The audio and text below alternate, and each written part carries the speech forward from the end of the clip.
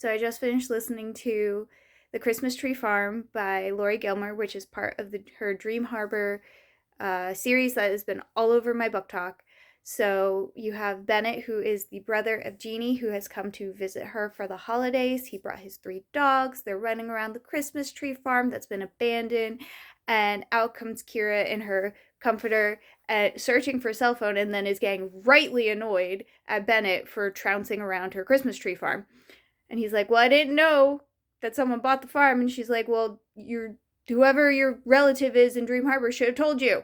Getting all annoyed. Anyway, so he gets roped in by the town to go investigate the farm because the owner of the previous owner of the farm supposedly left the letter saying there was something on the farm, and people are like, it's treasure, is it about it? So he gets roped into doing that. He's like, guys, I still have a job, I have to work. They're all like, no you don't. Meanwhile, Kira is freezing her butt off at the farm because the house is, so old and the boiler's so old that the heat doesn't work anymore. So Bennet, who is very much a Mr. Fix-It, like, let me help you type, is trying to help her, and she's like, absolutely not, because she grew up rich and people were doing things for her all the time. She's like, no, I need to do this on my own. Which, fair. If a girl wants to do it on her own, let her do it on her own. But also at the same time, girl, you are going to freeze your butt off. And you will not be with us much longer if you, ignore help.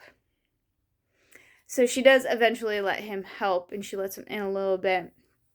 And they end up spending the night together during a snowstorm. I'm sure you can see where that went, because forced proximity is a trope in romance that happens a lot in snowstorms.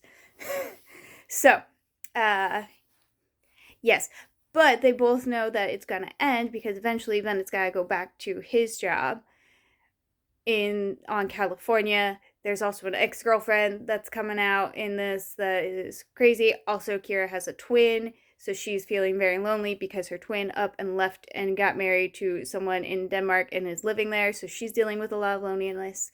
So there's a lot going on in this book, but overall, I really enjoyed it.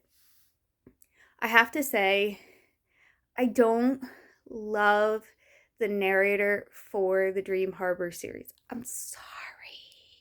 You're a fabulous narrator, but just when I hear the voice, it's not who I would connect to the characters for me. So I am so sorry. I'm sure you're fabulous. You are fabulous. The voice to me does not match, and I'm so sorry about that. That's like the only thing that hangs me up about these books.